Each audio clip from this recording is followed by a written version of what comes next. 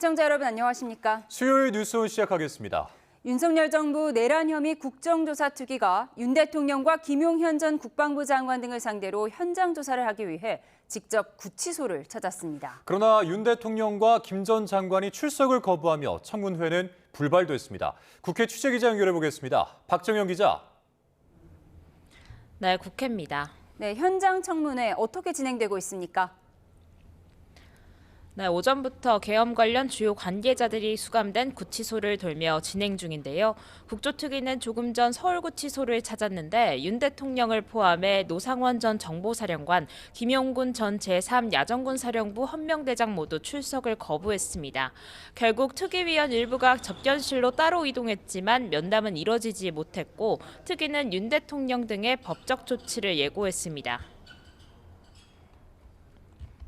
무례하고 비협조적인 태도로서의 모습을 보인 것에 대해서 위원장으로서 심히 유감을 표하지 않을 수 없습니다.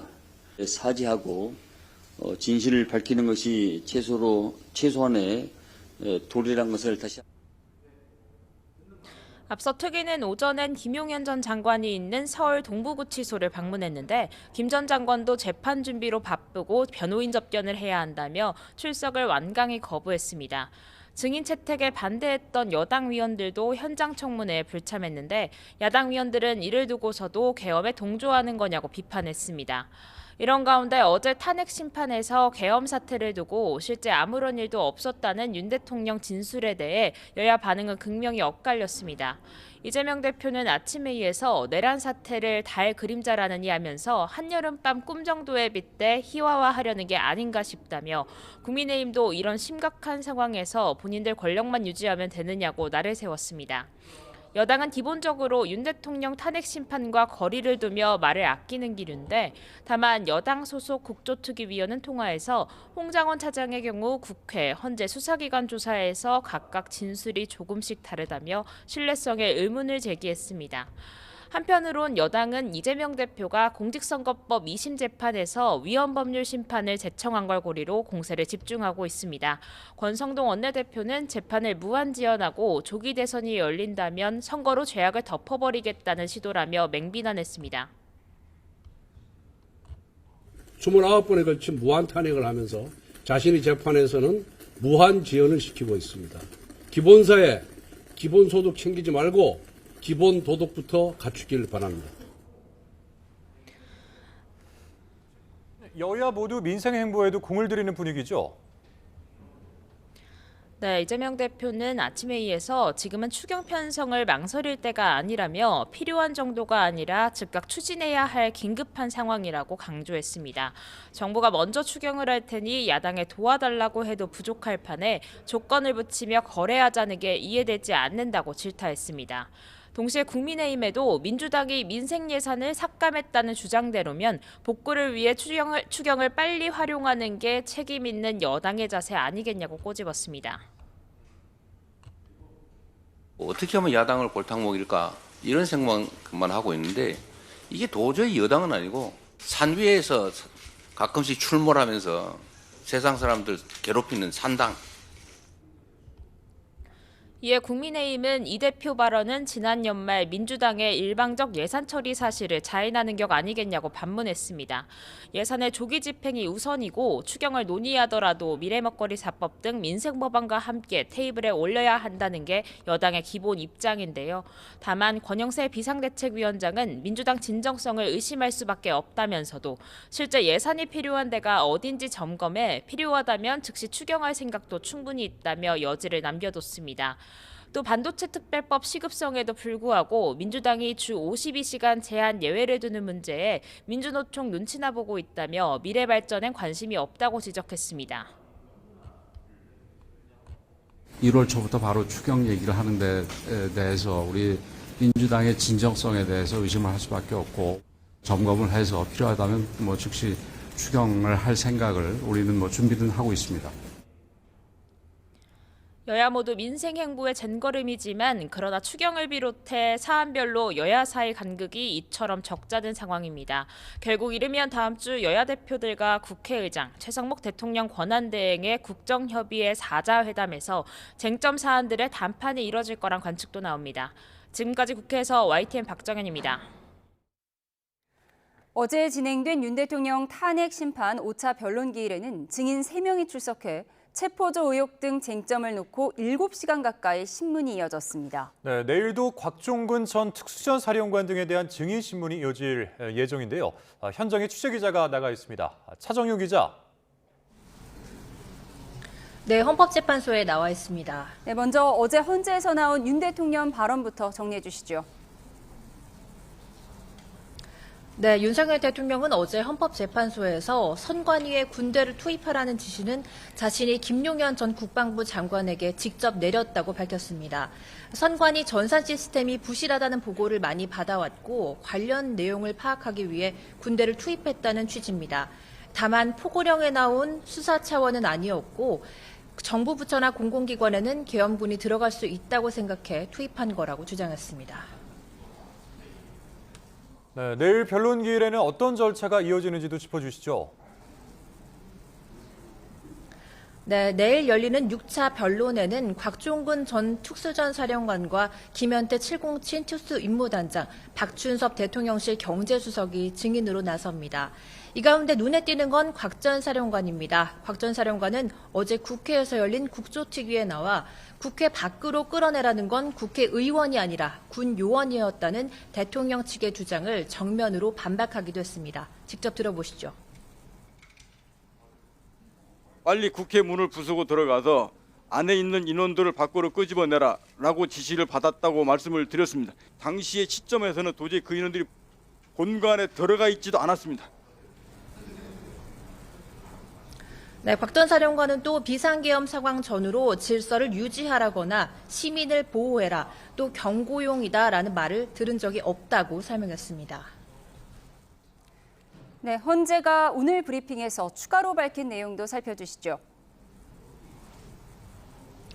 네, 헌법재판소는 앞서 불출석 사유서를 냈던 조지호 경찰청장을 오는 13일 오후 3시 반에 다시 부르기로 했습니다. 또 윤 대통령 측이 신청한 선관위 서버에 대한 감정은 탄핵 심판과의 관련성과 필요성이 부족하다며 기각한다고 밝혔습니다. 선관위로부터 투표 개표 업무자의 국적 통계와 선거 연수원 CCTV 등 자료는 회신을 받았다고 밝혔습니다. 네, 그리고 오늘 한덕수 국무총리에 대한 탄핵 심판 절차도 진행이 됐죠. 네, 그렇습니다. 한덕수 국무총리에 대한 탄핵 심판 2차 변론 준비 기일이 오늘 오후 2시에 진행됐습니다. 한 총리는 직접 참석하진 않았는데 오늘은 양측의 주장과 추가 쟁점을 정리하고 증거를 확인하는 절차가 이뤄졌습니다. 한 총리 측은 계엄 선포 직전 다수의 국무위원이 우려의 의사를 강력하게 내비쳤지만 대통령은 종북 좌파들을 이대로 놔두면 나라가 거덜난다며 계엄을 선포했다고 주장했습니다. 양측 입장을 모두 들은 재판부는 변론 준비 절차를 마치고 오는 19일 오후 2시에 탄핵 심판 첫 변론을 진행하기로 했습니다. 지금까지 헌법재판소에서 전해드렸습니다. 민주당 이재명 대표의 공직선거법 사건 항소심 2차 공판기일이 진행되고 있습니다. 이 대표는 어제 법원에 위헌 법률 심판 제청을 신청하기도 했는데요. 자세한 내용 취재기자 연결해 알아보겠습니다. 이경국 기자, 자세히 전해주시죠. 네, 지난해 11월 1심에서 징역 1년에 집행유예 2년을 선고받은 이재명 대표의 선거법 위반 사건 항소심 두 번째 재판이 오늘 열렸습니다. 오늘 증거조사와 증인 채택 등이 진행이 됐는데요. 조금 전인 3시 50분쯤에 재판 2차 공판기일이 종료가 됐습니다. 앞서 이재명 대표 측은 어제 법원에 위헌법률 심판 제청을 신청했습니다. 위헌법률 심판 제청 신청은 이 재판 중인 사건에 적용될 법률의 위헌 여부를 가려달라며 피고인 등이 법원을 통해 헌법재판소에 요청하는 절차입니다. 이 대표 측은 허위사실 공표죄에 대한 처벌을 규정한 공직선거법 250조 1항과 관련해서 헌법상 표현의 자유를 침해하고 구성 요건 또한 명확하지 않다며 위헌법률 심판 제청을 신청했습니다. 검찰은 오늘 이 대표 측의 신청은 기각돼야 한다는 의견을 밝혔고요. 재판부는 검토하겠다고 말했습니다. 이 대표 측의 위헌법률 심판 제청 신청을 두고 일각에서는 이 재판을 지연하려는 거 아니냐라는 지적도 나왔는데 오늘 이 대표는 법원에 들어가며 재판은 전혀 지연되지 않고 신속하게 끝날 거라고 말하기도 했습니다. 네, 그렇다면 이재명 대표의 이후 재판은 어떻게 진행되죠? 네, 일단 항소심 재판부는 신속한 심리를 강조하고 있습니다. 검찰이 고 김문기 성남도시개발공사처장의 동생 김대성 씨를 증인으로 신청했지만 재판부는 기각을 했고요. 또 이재명 대표 측이 신청했던 여러 증인 중에서도 단 3명만 신청을 받아들였습니다. 다만 재판부는 검찰과 이 대표 양측의 양형 관련 증인을 1명씩 신청할 기회를 주고 채택 여부는 이후에 심사하기로 했습니다. 오는 12일과 19일에 열릴 재판에서 증인 신문이 이루어질 예정이고요. 앞서 재판부는 이르면 오는 26일에는 검찰의 구형이 이루어지는 결심 공판을 진행하겠다고 밝힌 바가 있습니다. 이를 토대로 이르면 3월 말이나 4월 초쯤 2심 선고가 나오지 않겠느냐는 전망이 나오고 있습니다. 지금까지 서울고등법원에서 전해드렸습니다. 우리나라 국민이 가장 심각하다고 생각하는 사회 갈등은 진보와 보수 사이의 정치적 갈등이란 조사 결과가 나왔습니다.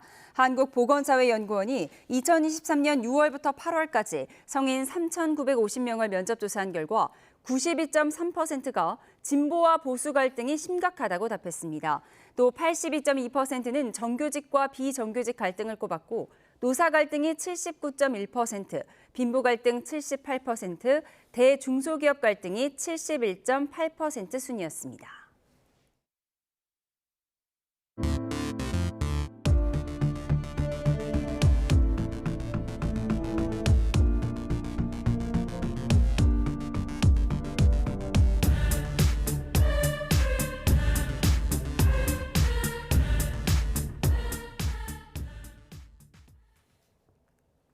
네, 내일도 매서운 한파의 기세는 꺾이지 않겠습니다. 서해안 지역의 폭설도 계속되고 있는데요. 내일 오후에는 서울을 비롯한 전국 곳곳에 눈이 내린다는 예보도 있습니다. 자, 현장 연결해서 날씨 알아보겠습니다. 윤수빈 캐스터 나오시죠. 네, 서울 광화문에 나와 있습니다. 네, 오늘은 이렇게 또 청바지를 들고 있는데 내일도 오늘처럼 강추위가 이어진다고요? 네, 맞습니다. 한파의 기세가 정말 매섭습니다. 종일 찬바람이 강하게 불면서 무척 추웠는데요. 이 바지는 저희 YTN 기상팀이 아침 시간부터 오늘 날씨가 얼마나 추운지 보여드리기 위해서 물을 뿌려서 얼려놨던 겁니다. 지금까지도 보시는 것처럼 마치 사람이 입고 있는 듯 빳빳하게 얼어붙은 모습인데요. 이 바지를 반으로 갈라보면 마치 뚝 부러지듯 이렇게 접히고 있는 모습입니다. 내일도 강추위는 계속됩니다. 서울 아침 기온이 영하 12도까지 곤두박질할 것으로 보이니까요. 계속되는 추위에 건강 상하지 않도록 보온에 각별히 신경 써주시기 바랍니다. 북서쪽에서 강한 한기가 남하하면서 전국이 꽁꽁 얼어붙었습니다.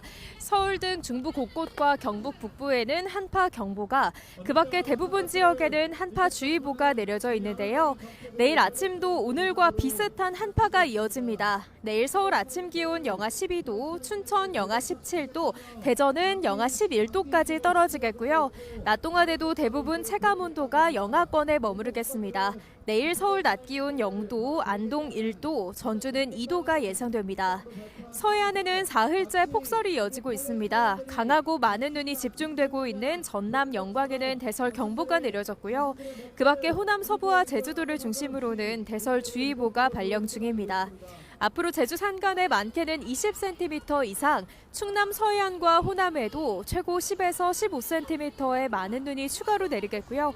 오늘 퇴근길 무렵부터는 경기 남서부와 충청 내륙, 영남 서부에도 눈이 확대되겠습니다. 오늘 내리는 눈은 내일 오전까지 이어진 뒤 잠시 소강 상태에 들겠지만 내일 오후부터 다시 기압골의 영향으로 서울 등 수도권을 비롯한 전국 곳곳에 1에서 5cm의 산발적인 눈이 오겠고요. 강추위는 다음 주 초까지 길게 이어질 전망입니다. 한파 속에 전국적으로 바람도 무척 강합니다. 특히 해안가를 중심으로는 강풍특보도 발효 중이니까요. 시설물 관리와 안전사고에 각별히 주의하셔야겠습니다. 지금까지 서울 광화문 광장에서 YTN 윤수빈입니다. 네, 올겨울 들이닥친 최강 한파에 시장 상인들도 어려움을 호소하고 있습니다. 특히 지난해 폭설 피해를 입었지만 이 복구가 끝나지 않은 시장은 강추위 속에 힘겹게 영업을 이어가고 있는데요.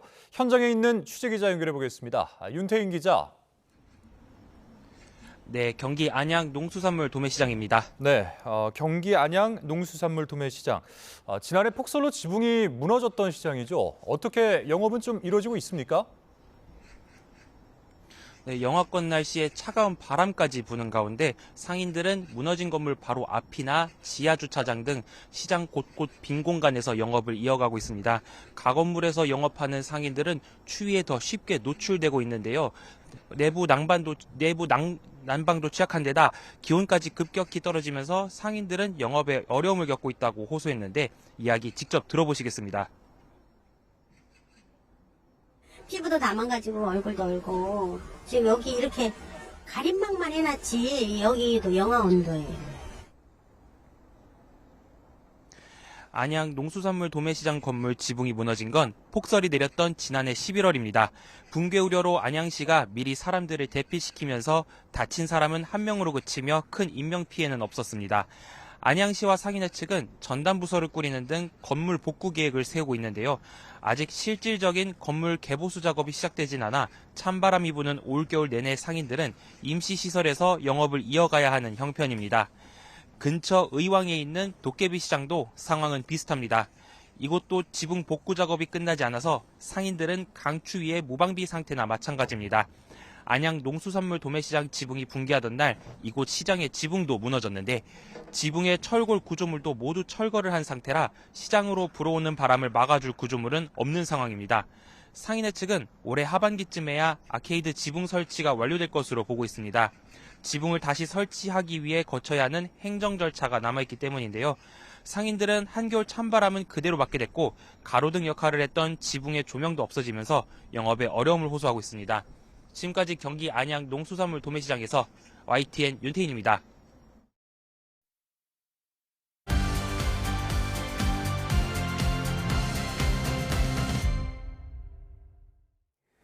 정치의 겉과 속을 들여다보는 정치훈 시작합니다. 오늘은 김재원 전 국민의힘 최고위원, 박수현 민주당 의원과 함께 깊이 있게 분석해 보겠습니다. 두 분 어서 오세요. 안녕하십니까. 네, 첫 번째 키워드부터 확인하겠습니다.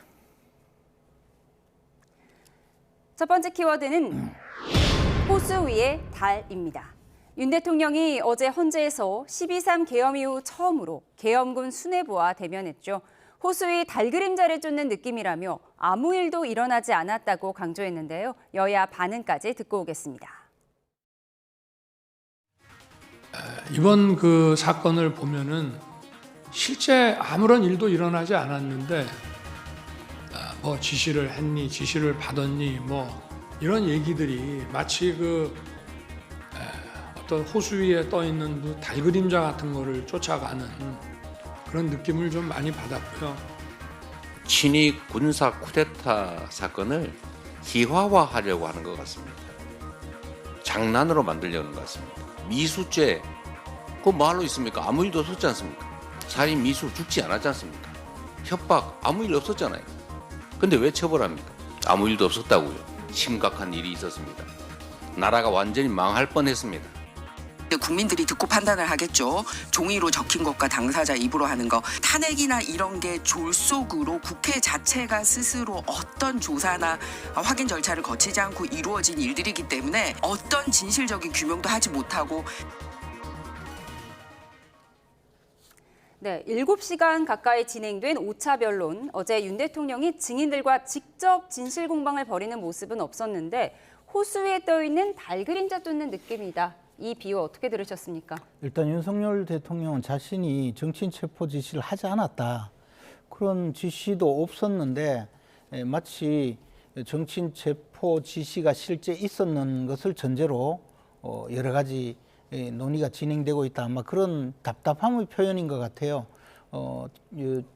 윤석열 대통령 스스로가 지금 홍장원 국정원 1차장이라든가 또는 그 수도방위 사령관, 특수전 사령관 등의 그 체포 지시 주장에 대해서 그 점을 명백하게 부인하고 있거든요. 그런 관계에서 체포 지시가 없었을 뿐만 아니라 실제 체포를 시도하거나 체포된 사실도 없어서 이것은 전부 공허한 이야기에 불과하다.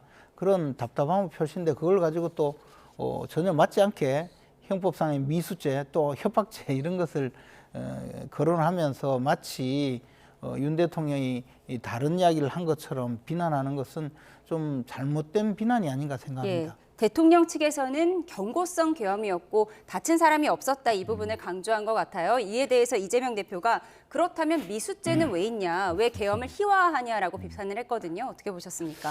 그러니까 이게 이제 대체로 특수부 검사들이 시대적으로 굉장히 큰 사건, 중요한 사건들을 검찰 쪽에 유리하게 규정을 하면서 되게 이렇게 한 줄로 정리하는 프레임들을 잘 만들거든요. 사실 이제 그런 어떤 검사 시절에 능력이 발휘된 것 이렇게 보는데 윤석열 대통령이 직접 발언한 말이기 때문에 오늘 대한민국의 모든 언론의 제목이 다 이렇게 뽑힐 것을 아마 예상했을 것입니다. 그래서 아주 굉장히 준비를 잘 해온 이미지화를 하기 위한 그런 말인 것 같은데, 그러나 중요한 것은 이 헌법재판소의 재판관들이 과연 이 말을 받아들일까요? 결과적으로 사실과 법리에 의해서 정확하게 따져야 되는, 그리고 국헌을 문란할 목적으로 폭동을 일으킨 이러한 어떤 것들이 지금 차고 넘치는 것인데 바로 체포를 직접 지시하지 않았다. 예를 들어서 그렇다면 체포를 지시한 것이 김용현 전 국방장관을 통해서 김용현 장관이 이들에게 지시를 했다는 그런 어떤 가설들이 밝혀질 수도 있는 것 아닙니까? 그런데 지금 사실과 법리 논쟁을 해야 될 헌재 재판관들을 상대로 이렇게 뜬구름 잡는 것 같은 이러한 이야기를 하는 것 자체가 윤석열 대통령의 헌재 법정 대응이 호수 위에 달 그림자를 쫓는 것 같다. 뭐 그렇게 평가할 수밖에 없습니다. 그럼 호수 위에 달 그림자가 아니라 호수에 뜬 달 자체라고 보시나요?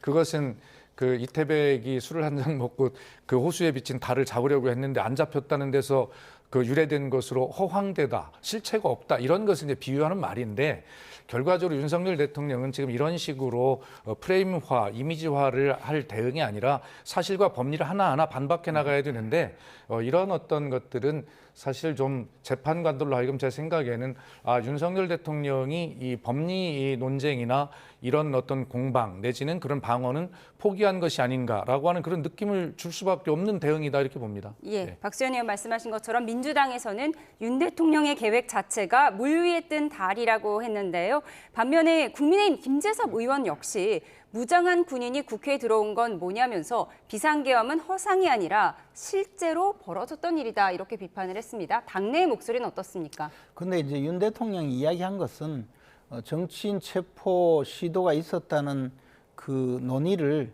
하루 종일 헌법재판소 법정에서 진행을 하고 그 점에 대해서 자신은 그런 지시를 한 적이 없다는 이야기를 한 거지 않습니까? 근데 김재섭 의원은 그에 대해서 아니 국회에서 그 유리창도 깨지고 실제 군인이 진주한 거 아니냐 그런 주장을 한 거죠. 그것은 윤 대통령 측에서 부인한 사실이 없습니다. 분명히 국회로 군인도 보냈었고 또 군인들이 그 사람이 없는 방에, 불 꺼진 방에 유리창을 깨고 안으로 진입한 사실도 있죠. 그래서 그것을 두고 뭐 사실이 없다 이렇게 한 것이 아니고 윤 대통령은 단지 정치인 체포의 사실이 없고 마치 그 호수에 비친 달처럼 허상을 지금 쫓기 위해서 갑론을박을 벌인다 그렇게 이야기한 거죠. 그래서 좀 저 김재섭 의원의 비난도 마찬가지로 윤 대통령이 이야기한 내용과는 다른 것을 근거로 해서 주장하는 내용이라고 봅니다. 예, 호수 위에 뜬 달 그림자라는 이 비유에 대해서 좀 분석을 해봤는데 어제 헌재에 나온 증인들은 진술을 바꾸거나 소극적인 태도로 발언하는 모습도 보였는데요. 화면으로 보고 오겠습니다.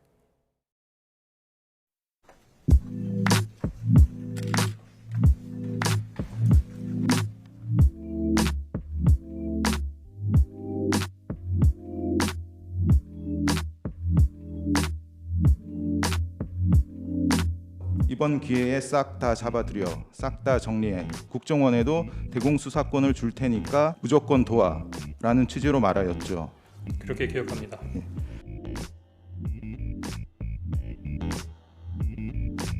제가 홍장원 차장한테 전화한 거는 계엄 사무가 아니고 해외 순방 때 국정원의 해외 담당 파트가 여러 가지 그 경호 정보를 많이 도왔기 때문에 제가 격려 차원에서 전화를.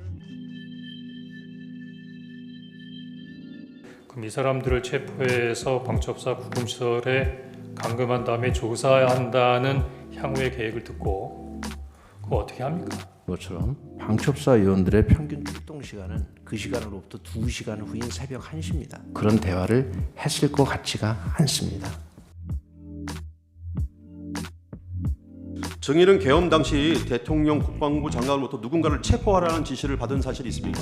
없고 그다음에 그것은 더 이상 답변드리지 않겠습니다. 예. 국민을 상대로 또 전 세계, 전 국민에게 방송을 통해서 얘기를 하시는데 그게 위법이다, 위헌이다라는 생각을 하등에 할 여지가 없었습니다.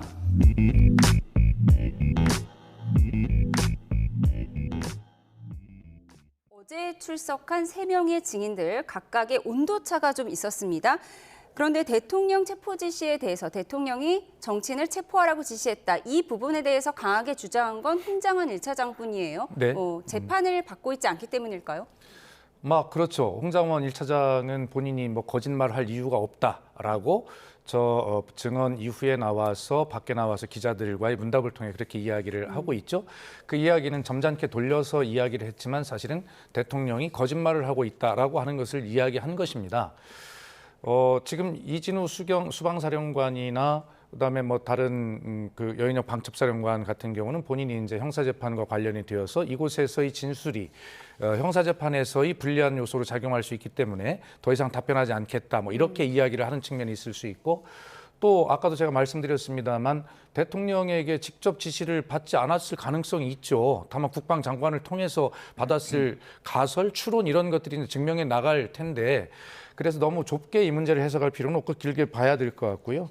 그다음에 이진우 수방사령관 같은 경우에는 대통령이 생중계로 발표를 했기 때문에 그것이 검찰총장 출신인 대통령이 생중계로 그렇기 때문에 위헌 위법을 도저히 의심할 수 없었다라고 하는 것은 결과적으로 자신에게 닥칠 수 있는 여러 가지 법적인 의미 이런 것들을 축소하거나 빠져나가려고 하는 그런 자기 방어 논리를 지금 피고 있는 것이거든요. 지금도 적법하다, 계엄은 적법하다고 생각한다 이렇게 진술을 했어요. 아니 그래야 자기가 빠져나갈 수 있는 것 아닙니까? 그래야 부당한 명령에 대해서 예를 들어 거부하지 않고 따르는 것 그런 어떤 책임을 져야 되지 않겠어요? 그래서 결과적으로는 모든 것이 이제 그 윤석열 피소추인의 어떤 그 탄핵 심판의 결정적인 어떤 관계성보다는 자기들이 책임져야 할 형사재판적인 책임이나 이런 부분들에 대해서 어떻게 최소한 방어선을 치고 있는가라고 하는 것 그런 어떤 흐름이라고 보고요. 그래서 답변하지 않겠다라고 하는 것이고요. 물론 검찰의 피의자 신문 조서에 남아 다 있는 내용을 근거로 질문하고 있는 것 아닙니까? 예. 물론 검찰의 피의자 신문 조서를 부인한다면 그것이 증거로 채택되지 않겠습니다만 그럼에도 불구하고 저게 나오지 않은 곽종근 전 특전사 사령관의 진술이나 이런 것들에 의해서 하나하나 또 탄핵이 돼 나갈 것이라고 생각을 하고 재판부 입장에서도 부인하지만 그러나 답변하지 않지만 그러나 다른 어떤 보충적인 진술들이 내란 국조특위에서 충분하게 또 나오고 있기 때문에 큰 심판의 흐름에는 변화가 없을 것이다 그렇게 봅니다. 예, 어떻게 보면 대통령에게 유리한 진술을 했다고 볼 수 있는 이진우 전 수방사령관에 대한 진술이요. 재판 전략이었다 이렇게 보고 계세요. 어떻게 보십니까? 틀림없이 자신의 형사재판 과정에서 벌어질 수 있는 여러 가지 가능성을 생각하고 진술을 할 수밖에 없습니다. 또 실제로 그렇게 했으리라고 보고요. 문제는 이 헌법재판소 법정에서 증인으로 출석해서 증언하는 내용도 위증을 하면 처벌을 받습니다. 그렇기 때문에 여기서 허위 사실을 진술을 할 수가 없어요. 근데 저는 홍장원 그 국정원 1차장의 증언 내용에 대해서는 그분이 지금까지 해왔던 진술과 거의 유사하거든요. 그런데 어떤 내용에서도 윤석열 대통령이 직접 정치인을 체포하라고 지시했다는 이야기도 윤 대통령은 하지 않고 그게 아니라고 하고 있고 홍장원 차장도 자신이 정치인을 체포하라는 지시를 받았다고 한 것이 아니고 그때 당시에 싹 다 잡아들여 이 이야기를 들었다는 것 아닙니까? 그래서 그것을 여인영 방첩사령관한테 전화를 했더니 여인영 방첩사령관이 체포 대상자를 불러줬다는 이야기고, 그런데 또 여인영 방첩사령관은 증인으로 나와서 자신이 그렇게 이야기할 상황이 아니라는 거잖아요.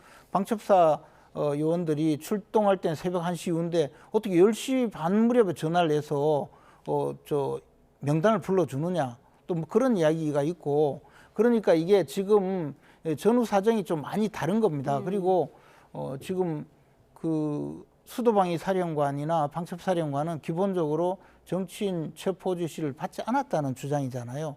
그러면 이게 지금 그동안에 막 뒤섞여서 언론을 통해서 당연히 윤석열 대통령이 정치인 체포 지시를 했고, 또 특히 국회의원들을 국회의사당 내에 있는 의원들을 4명씩이 그 요원들이 들어가서 의원들 하나씩 들쳐업고 나와라, 무슨 도끼로 문을 부숴라, 이런 이야기를 했다는 것이 완전히 사실처럼 공개가 되었는데, 물론 이진우 수도방위 사령관은 공소장에 그게 기재되어 있다는 보도가 있었습니다만은, 정작 이진우 수도방위 사령관은 자기가 그런 진술을 한 적이 없다. 다른 사람이 그런 진술을 한 것을 나한테 내가 그런 지시를 받은 것처럼 지금 그렇게 공소장이 작성되었다, 이렇게 이야기하니 앞으로 이 사안은 계속적으로 이제 증거 능력이 있는 증거 자료를 통해서 법정에서 사실관계를 확인해서 그것을 통해서 객관적으로 평가를 해야 될 일이라고 봅니다. 어제 증인들은 국회 측에서 요청한 증인들이었는데요. 이진우, 여인형 이 두 전직 사령관이 뭔가 핵심적인 진술을 피했다, 이런 평가가 나오면서 국회 측 대리인단이 뭔가 당황했을 것 같다, 이런 분석도 있는데요. 뭐 전해 들은 거 있으신가요? 아니 당연히 들은 게 있죠. 당내에서 어제의 그 제5차 변론기일에 관한 평가를 하는데 국회 측의 완벽한 승리였다, 이런 평가들을 하는 사람들이 많이 있어요.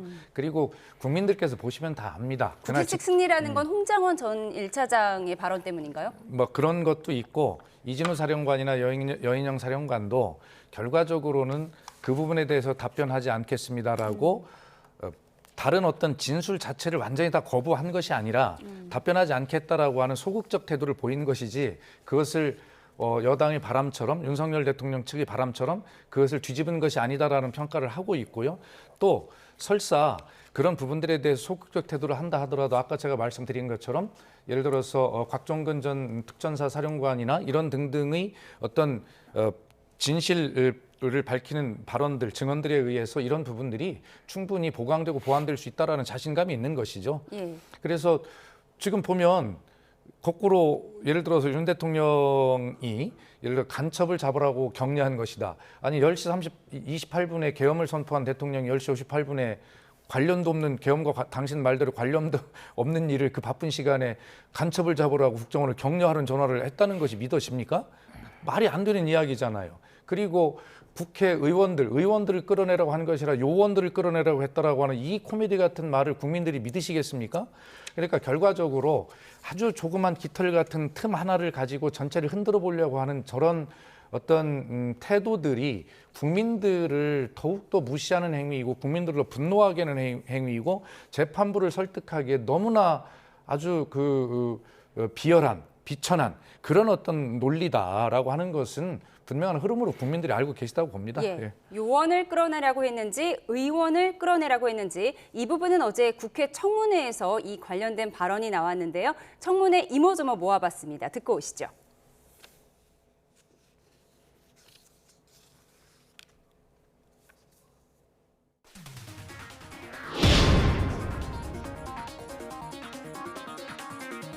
요원을 빼내라고 했던 그때 당시의 시점에서는 도저히 그 인원들이 본관에 들어가 있지도 않았습니다. 그러니까 국회의원이나 국회 보좌진 외에 별도의 타겟 대상물이 없었다라는 것이죠. 그렇습니다. 비상계엄 상황이 발생하기 전이나 그 중간에도 어느 누구로부터 질서를 유지하라, 시민을 보호하라, 경고용이다라는 말을 제가 들은 바가 없습니다.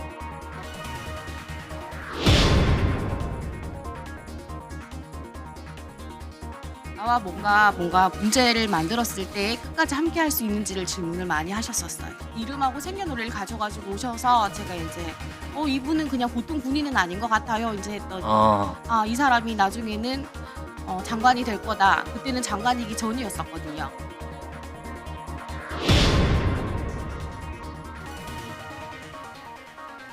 저한테 제보한 사람이 가면은 사령관이 해유당했다라고 이야기를 하고 있어요.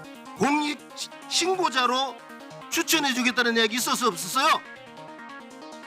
말씀하십시오. 있었어 없어 예스 노를 이야기하라니까. 어디다 대고 회유를 했다고 합니까? 그 말을 좀 가려서 하세요. 하셨잖아요, 회유. 싸가지? 말 함부로 사과하세요. 싸가지라뇨. 제가 사실대로 얘기를 지금 드리고 있잖아요. 선을 넘네? 해보자는 거예요? 네, 어제 있었던 청문회 모습 보여드렸습니다. 요원이냐 의원이냐 이 부분이 공방이었는데 결국 끌어낼 요원이 없었다라는 발언이 나왔어요. 이야기는 결국 곽종근 특수전 사령관이 처음에 김병주 의원의 개인 유튜브에 출연을 해서 처음에 요원이라고 이야기를 하고 또 그 이후에 김병주 의원이 의원들 국회의원들 말이죠 하니까 곧바로 동조해서 의원이라고 하니까 사실 아마 곽종근 그 특전사령관이 처음부터 좀 혼란을 일으키는데 일조를 한 것 같습니다. 그리고 본인도 지금 정확하게 그 경위를 잘 설명하지 못해요. 물론 나중에 변명하기는 처음에 요원을 그 의원들을 끌어내라는 지시이고 뒤에는 요원들을 철수시키라는 지시를 동시에 받았기 때문에 그 두 가지를 설명하다 보니 그렇게 됐다는데 그게 과연 가능한 이야기인가 그것도 좀 의문이다 보니까 국회에서는 저런 논란이 있는 것 같고 저는 개인적으로 이 문제도 앞으로 법정에서 제대로 반대 신문권이 보장된 상황에서 밝혀질 수 있을 것 아닌가 생각합니다. 아직까지는 그냥 국회에서는 일방적인 정치적인 주장과 본인의 주장밖에는 남아있지 않거든요. 그러니까 법정에 나와서 또 많은 또 반대 신문이 있겠죠. 예. 곽종근 전 사령관은 홍장원 국정원 1차장과 함께 정치인 체포 지시가 있었다라고 주장하는 인물입니다. 이런 가운데 국민의힘에서는 곽 전 사령관이 해당 증언을 하기 전에 민주당의 회유를 받았다 이런 주장도 하기도 했어요. 아니 저런 것을 민주당의 회유를 받아서 저런 증언을 하고 합니까?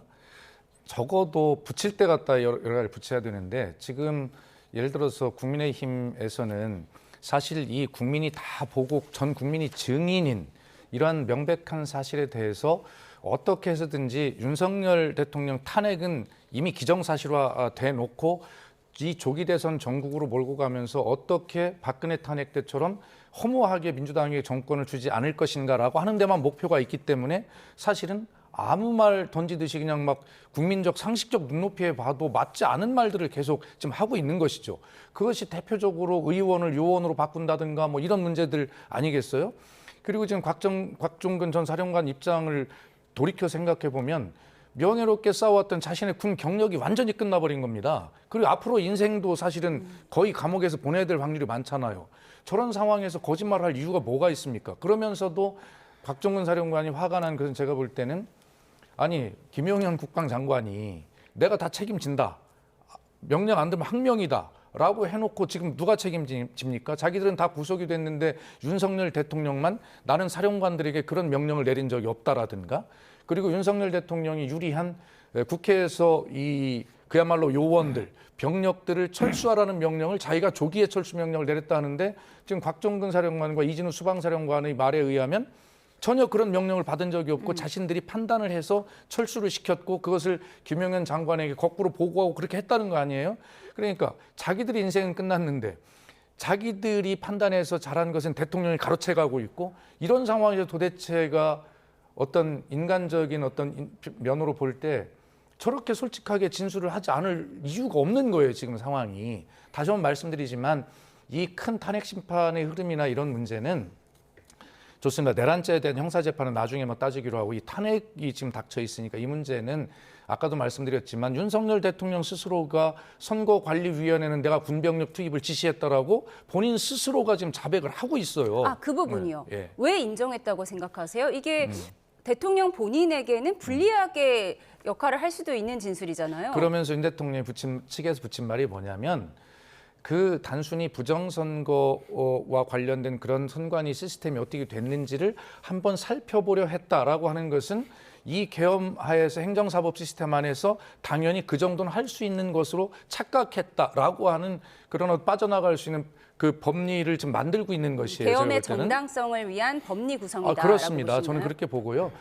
검찰총장 출신이신 대통령께서 그 헌법기관을 군을 투입했는데 그것이 국헌문란을 목적으로 하지 않았다는 것을 모를 리가 있겠어요. 그러나 나는 그것이 살펴보는 것은 되는 줄 알았다라고 하는 말씀을 붙이고 있어요.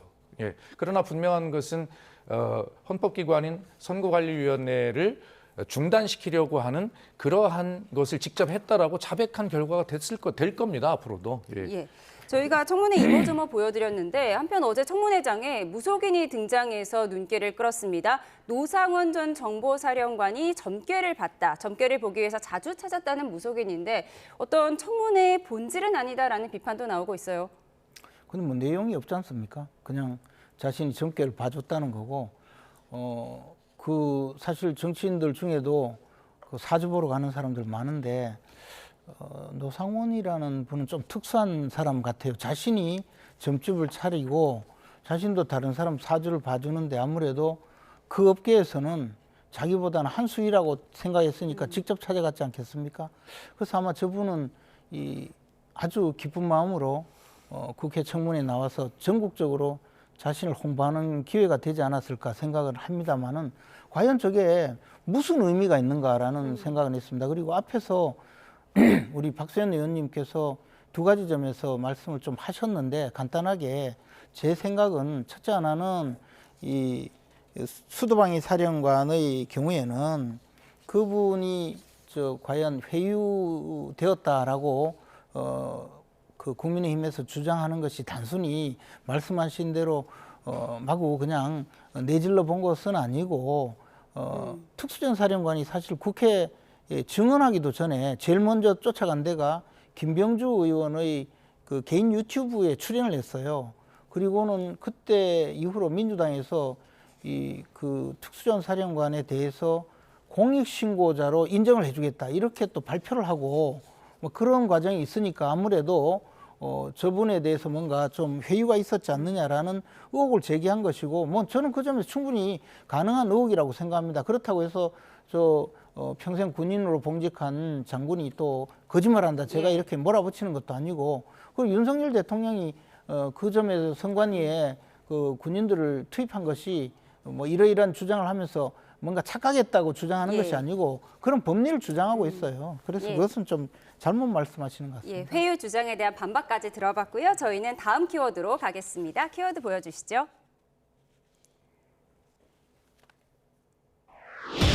다음 키워드는 무한지연입니다. 이재명 민주당 대표가 공직선거법 위반 혐의 항소심 재판부에 위헌 법률 심판 제청을 신청했습니다.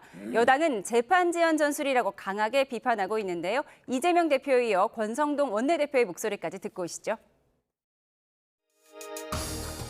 위헌 법률 심판 신청한 거 기각되면 헌법소원까지 낼 계획이신가요? 재판은 전혀 지연됨 없이 신속하게 끝날 것입니다.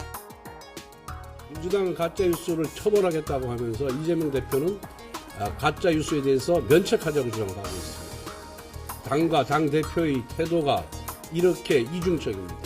이재명 대표는 여러분들 아시다시피 국회에서는 29번에 걸친 무한 탄핵을 하면서 자신의 재판에서는 무한 지연을 시키고 있습니다. 이재명 대표에게 경고합니다. 기본사회, 기본소득 챙기지 말고 기본도덕부터 갖추길 바랍니다. 네, 공직선거법 250조 1항이 위헌인지 여부를 판단해달라. 사실 위헌법률 심판 제청할 것이다 예상은 나왔었는데 실제로 했네요. 그렇습니다. 네, 꼼수 지연이라는 비판은 어떻게 피해갈까요? 예, 이 문제는 뭐 국민의힘에서는 당연히 그렇게 비판할 소지가 충분히 있었죠. 그러나 이재명 대표의 입장에서 보면 충분하게 어떤 방어권을 행사하고 할 수 있는 정당한 권리라고 또 주장할 수 있는 부분도 있어요. 아마 쉽게 설명해 보면 이렇게 한번 설명해 드려볼게요. 공직선거법 250조 1항은 당선될 목적으로 연설, 방송, 신문 등 방법으로 출생지, 가족관계, 직업, 경력 등에 관해 허위 사실을 공표한 경우 이렇게 돼 있거든요. 네. 그러면 이재명 대표가 지금 쉽게 얘기하면 대통령 후보 자격을 갖지 못하게 될 가능성도 이 엄청난 이 공직선거법 허위 사실이 뭐냐면 김문기 처장을 성남시장 재직 시에는 몰랐다. 그다음에 국토부로부터 백현동과 관련 협박을 받았다 이런 거잖아요. 그런데 이 두 가지가 TV 대담에서 앵커가 물어본 것에 대한 답변으로 김문기 처장을 성남시장 재직 시는 몰랐다고 한 것이고, 그다음에 협박은 국정감사장에서 의원들이 발언해 나는 그렇게 느꼈다고 이야기한 것인데, 이것이 과연 250조 1항에서 이야기한 소위 행위에 대한 문제, 당선될 목적으로 연설방송, 신문 등을 방법으로 출생지, 가족관계, 직업, 경력 등에 관한 허위 사실인가? 너무 과한 것 아닌가? 그래서 과잉금지 원칙 이런 것들에 해당된다라고 당연히 주장하고 억울하다고 이야기할 수 있는 것 아닙니까? 그런데 이것을 이제 재판 지연하는 꼼수다라고 당연히 비판할 소지가 있습니다. 뭐 그건 좋습니다. 좋은데 이 1심 선고가 나온 지가 2년 2개월 만에 됐던 그동안에 이재명 대표가 이것을 엄청나게 끌었다라고 비난을 하잖아요. 그런데 내용은 그렇습니다. 이 재판을 이재명 대표가 어떻게 끕니까 이것을. 결과적으로 검찰이 이 공소 사실을 확정한 것이 1년 9개월 만에 확정을 했어요. 왜 그것이 이재명 대표 재판을 끌은 겁니까? 그러면서 검찰이 공소장도 마지막에 공소장 변경을 하잖아요. 이런 측면에서 보면 이재명 대표가 이것을 본인도 이야기했지만 재판을 지연할래 할 수도 없습니다. 국민이 다 알고 계시고 이거 재판으로 지연하려고 밝혀지면 아마 지지율 더 떨어질 거요. 그래서 아마 이재명 대표 측에서는 법원이 예를 들어서 이것을 받아들일 가능성이 있든 없든 그걸 전제하기 전에 이렇게 내가 억울한 사실을 가지고 이렇게 이 공직선거법 250조를 가지고 이렇게 적용을 받아서 이렇게 정말 억울한 재판을 받고 있습니다. 라고 국민께 말하고 싶은 자기 권리도 있는 거 아니겠습니까? 네. 이재명 대표가 충분히 주장할 수 있는 권리라고 분석을 해주셨습니다. 그런데 이 공직선거법에 대한 위헌법률 심판이 이번에만 제청된 것이 아니고 4년 전에 이미 합헌 결정이 나왔다 이런 분석이 나오더라고요. 네, 그렇습니다. 그리고 이 문제는요, 사실 공직선거법 250조 1항은 쉽게 말해서 거짓말하는 사람에 대해서 아주 한정적으로 대부분의 거짓말에 대해서는 처벌하지 않는데, 예를 들어 태어난 곳이 어디 미국에서 태어난 사람이 한국에서 태어났다고 한다든가, 또는 뭐 학력을 어느 대학을 나온 사람이 학력을 위조해서 딴 대학을 나왔다든가, 또 우리는 우리나라는 학력 같은 거 중시 여기잖아요. 그리고 내가 청와대 비서관도 아닌데 비서관 했다고 주장하거나, 이렇게 해서 많은 사람들이 그동안에 처벌을 받고 공민권 제한을 받았거든요. 그런데 이재명 대표에게 와서 이것이 위헌이라고 주장한 거예요. 이 법의 연호는 노무현 전 대통령이 정치개혁하면서 돈 쓰는 거 처벌하고, 그다음에 말로 하는 선거는 대부분 풀어주면서 대신 허위사실로 거짓말 잘하는 사람은 이걸 못하게 막기 위해서 만든 법인데, 이것을 가지고 지금 와서 20여 년 동안 가동해서 수많은 사람들이 여기에서 당선 무효가 되고 전부 처벌을 받고 끝나는 사건을, 그것도 이미 헌재까지는 가지 않았지만 합헌으로 법원에서 결정한 이 사건을 다시 지금 와서, 그것도 1심에서 이야기하지 않고 이제 선고가 임박해 있으니까 지금 와서 위헌법률 심사 청구하는 것은 명백하게 재판을 끌기 위한 거죠. 그런데 우리 박수현 의원님께서 또 이 자리에서 말씀하시면서 또 허위 사실을 공표하셨어요. 어떤 거요? 뭐냐면 이재명 대표가 억울하다고 한 것이 김문기 씨를 몰랐다고 한 것이 아니고, 김문기 씨를 몰랐다고 해서 억울하다고 해서 그건 무죄 판결을 받았어요. 억울할 게 하나도 없어요. 그런데 형사처벌을 받게 된 것은 골프를 친 사실 김문기 때문이죠. 씨, 골프 친 사진이 나오니까 저 사진 국민의힘에서 조작했다 그랬잖아요. 그래서 그건 조작한 것이 아닌 게 밝혀졌으니까 사실관계 거짓말한 거 아닙니까? 그래서 유죄 판결을 받았고, 그다음에 국토부에서 협박을 받아서 그 협박받았다 정도가 아니에요. 내가 구속될까 봐 두려웠다까지 이야기했잖아요. 아니 그런 새빨간 거짓말을 하면 됩니까? 국토부에서 백현동 토지 부지는 종상향 문제는 성남시장께서 알아서 처리하시기 바랍니다라고 공문을 보냈는데 그게 협박받았다. 말이 됩니까?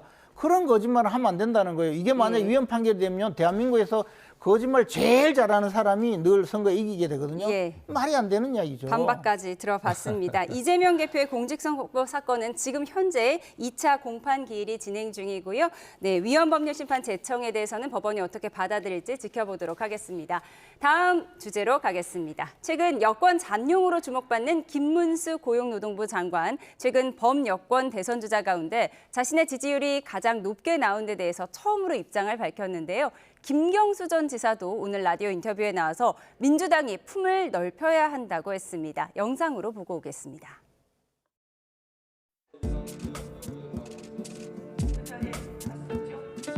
모두 자리에서 일어나서 국민 앞에 사죄 드리세요. 지금 일어나십시오. 일어나세요.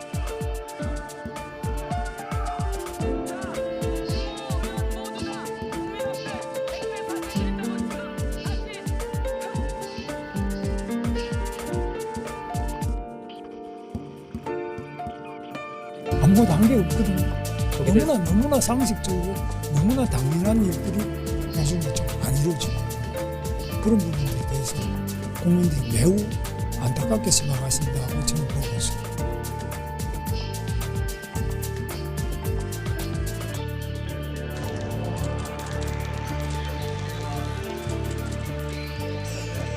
일단은 민주당이 이제 품을 넓혀야죠. 사과가 아니더라도 그런 분들도 이제는 민주당이 함께 새로운 대한민국을 만들어 나간 주체로서 인정해 주시고 함께 하자. 그렇게 끌어안아 나가면 지금 내란 상황에서 정권 교체를 해내지 못하면 이건 진짜 역사에 죄를 짓는 거 아니겠습니까?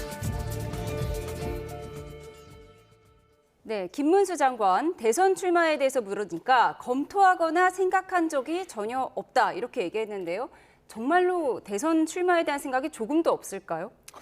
저는 김문수 장관과는 20년 이상 알고 지내는 사이인데 실제로 대선 출마에 대해서 언급한 적이 없어요. 그리고 김문수 장관은 지금 윤석열 대통령의 탄핵을 강력하게 반대해온 사람이고 또 윤석열 대통령의 계엄 선포는 잘못되었다고 판단하고 있지만 구속 수사도 이것은 명백히 잘못되었다고 주장하고 있지 않습니까? 이런 판에 탄핵이 부결되어야 된다고 지금도 주장하고 있는 분이 한쪽으로는 내가 대선에 출마 준비를 하고 있다는 그 뉘앙스를 보인다든가 그런 태도를 보이면 이게 이율배반적인 행위잖아요. 그래서 김문수 장관은 굉장히 그런 면에서는 원칙주의자고 원칙을 지키려고 노력하는 분이기 때문에 아마 현재까지 대선 출마를 검토한 적이 없다 또는 그런 생각을 해본 적이 없다는 말은 사실일 거라고 봅니다. 다만 그렇다고 하더라도 지금 보수 진영에서 상당히 높은 지지를 얻고 있고 그것이 본선 경쟁력까지 이어질 수 있다면 많은 사람들이 또 대선 출마를 요구할 수 있고 그 점에 대해서 대선 출마에 뛰어들 가능성도 저는 없지는 않다고 봅니다. 생각이 없다가도 지지율을 보면 조금 생각이 생길 수도 있을 거라는 그런 판단도 드는데요. 어떻게 보세요? 그렇죠. 정치인이라는 것은 여론조사 숫자나 그래프를 보면 거기에 마음이 흔들리게 되어 있죠. 하여튼 그건 모르겠습니다. 다만 이제 저희 당 내부의 사정에 대해서 물으신 취지로 제가 이제 질문을 이해하면 그렇습니다. 김경수 전 지사 이야기대로 민주당은 좀 품을 넓고 다양해지고 포용해야죠. 그러나 문제는 그러지 말자는 것이 아니라 지금이 그럴 때냐라고 하는 질문이 하나 더 있는 겁니다.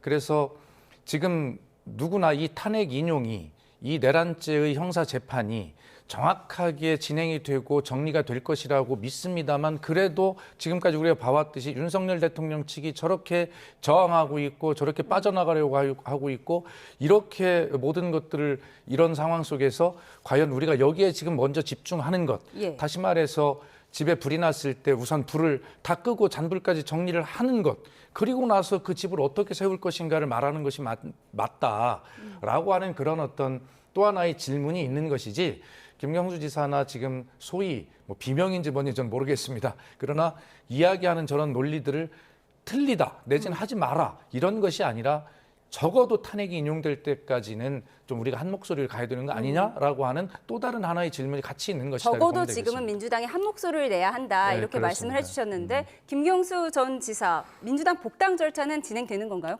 뭐 당연히 그렇게 하겠죠. 네, 그렇게 되리라고 믿습니다. 예. 그 절차에는 문제가 없다. 그럼 마지막으로 짧게요. 한동훈 전 대표가 김종인 전 비대위원장을 만났다고 하고요. 김종인 전 비대위원장 뭐 선거 때마다 별의 순간을 언급하기도 했는데요. 어떤 대화가 오갔을 거라고 보세요? 별의 순간을 언급했을까요? 김종인 위원장이 그렇게 이야기했을지는 모르겠지만 우리 김종인 위원장의 비서실장 출신인 박수현 의원께서 훨씬 더 잘 아시겠지만 지금 한동훈 대표를 별의 순간이라고 하면서 추켜 세울 그럴 분위기는 김종인 위원장은 그럴 가능성이 별로 없다고 봅니다. 그러나 한동훈 대표는 지금 이제 자신이 대선 출마를 목전에 두고 이런 분들을 찾아가면서 자신을 알리고 또 그분들에게 좋은 평가를 받고자 하는 그런 일환이라고 생각을 합니다. 예, 뭐 한 전 대표는 최근 조갑제 보수 논객, 또 김종인 전 비대위원장, 유인태 전 사무총장까지 만나면서 보폭을 넓히고 있는데요. 앞으로 어떤 타이밍을 잡을지 저희가 지켜보도록 하겠습니다. 여야 잠룡들의 움직임까지 살펴봤습니다. 지금까지 정치온 김재원 전 국민의힘 최고위원, 박수현 민주당 의원과 함께했습니다. 고맙습니다.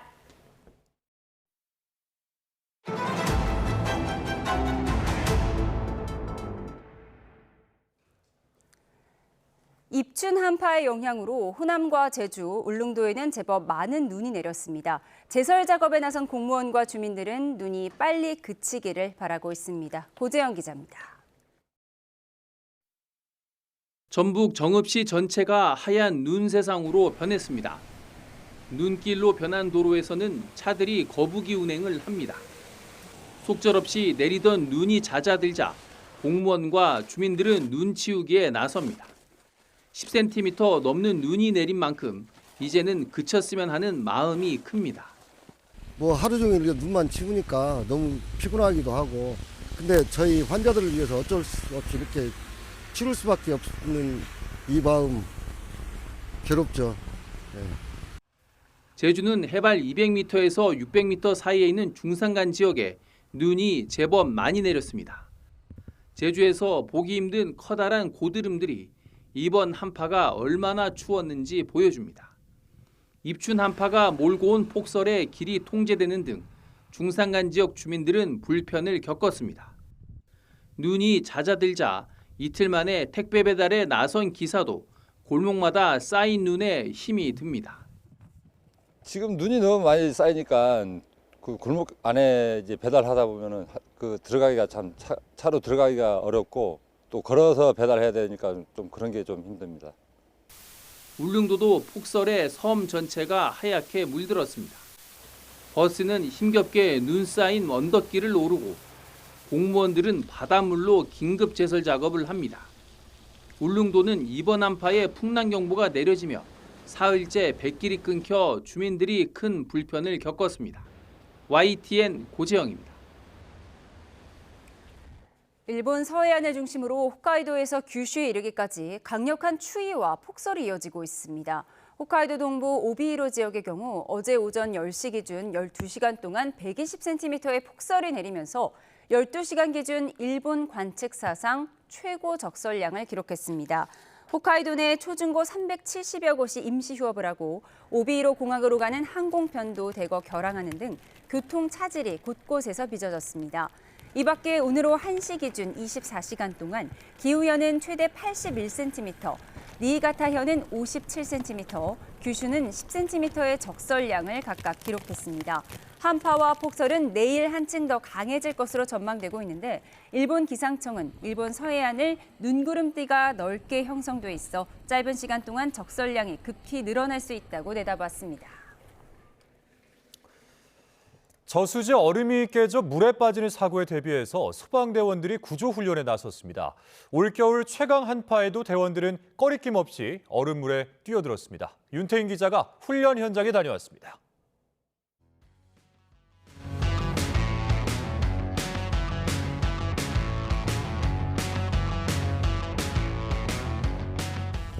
들어가겠습니다. 하나. 구조대원들이 얼음을 깨고 물속에 뛰어듭니다. 영하 10도에 달하는 날씨에도 주저함이 없습니다. 두께만 20cm 정도 되는 얼음 조각을 이렇게 잘라내는데요. 혹한의 날씨에도 물속에 빠진 사람을 구조하는 훈련이 진행됐습니다. 수심 10m의 저수지안은 손전등이 있어야 겨우 앞이 보이는 상황. 얼음이 눈을 긁어내 만든 표식을 통해 들어오는 햇빛에 의지해 물속을 수색하다 보니 요구조자 마네킹이 보입니다. 대원들은 마네킹을 끌어올려 들것에 눕히고 이송합니다.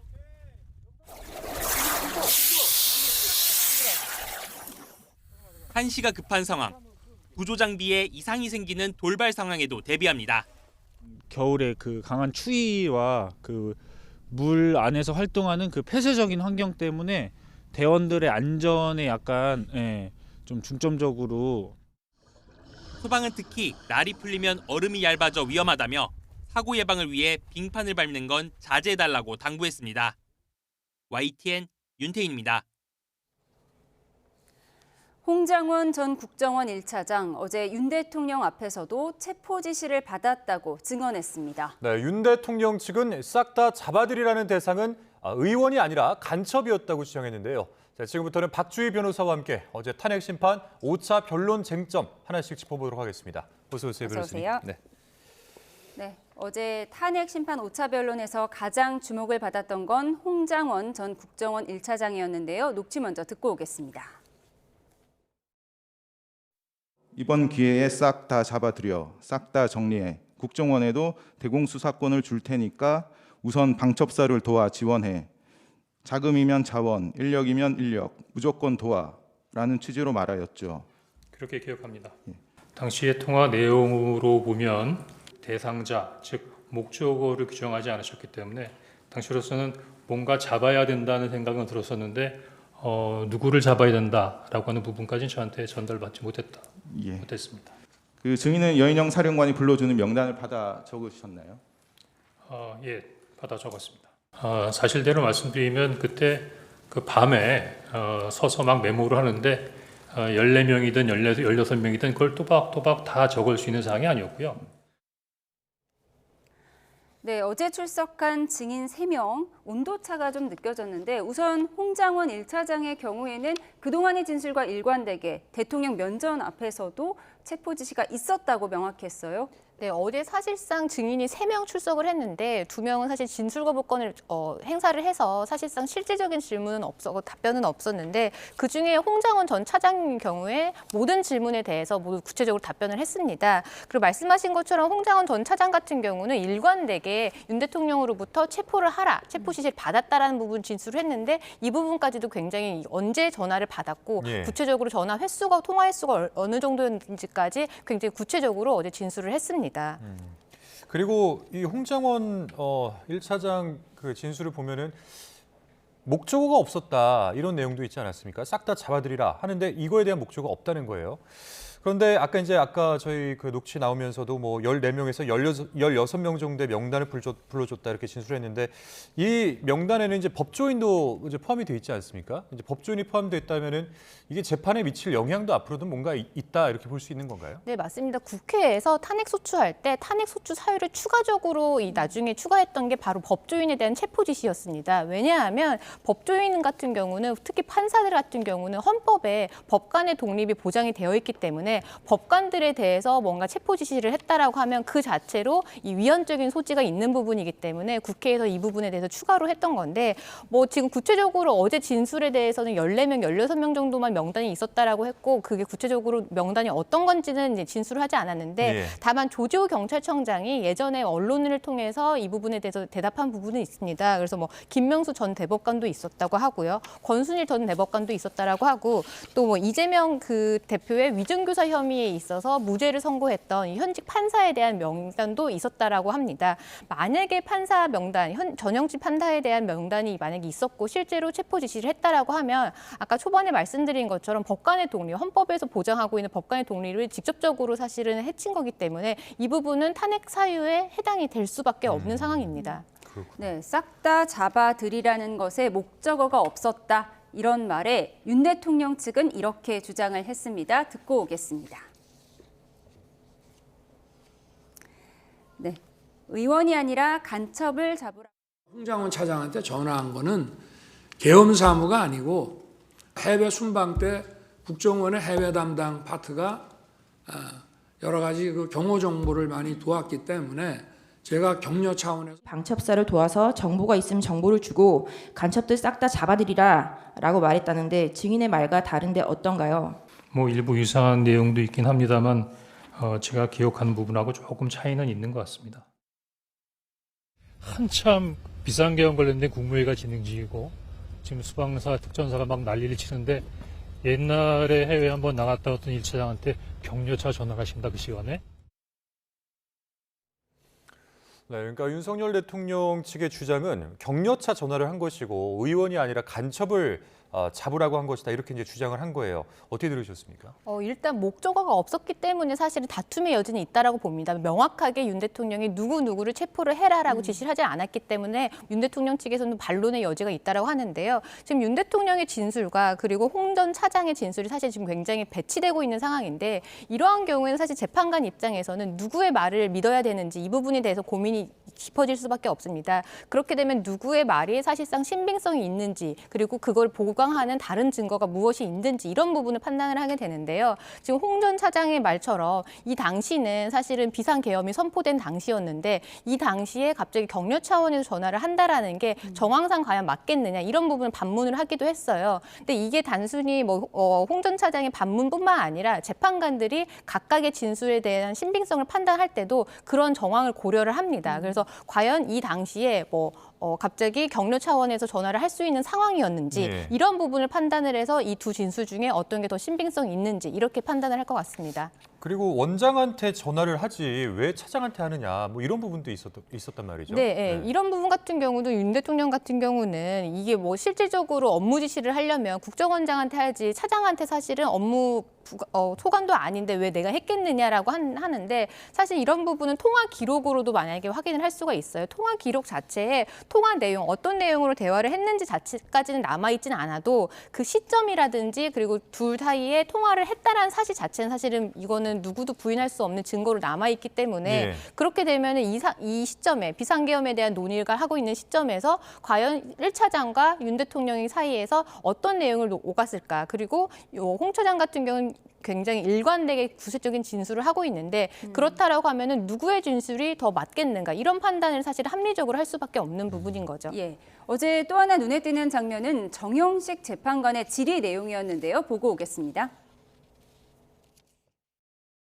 그게 명단을 주니까 증인이 그냥 이거 명단을 그래서 체포 그러면서 뒤에 얘기했는데 그때는 거의 막 듣기도 싫었다는 취지 아니에요. 증인은 이게 말이 되는 소리냐 해서 그럼에도 불구하고 그런 내용을 자세하게 또 여기다가 메모를 해놓은 게 좀 선뜻 좀 이해가 안 돼서 제가 그러면 여인영 사령관하고 무슨 억가 시점이 있다고 해갖고 저는 일부러 이런 거를 그럼 검거 지원 요청이라고 안 쓰고 검거 요청이라고 썼어요.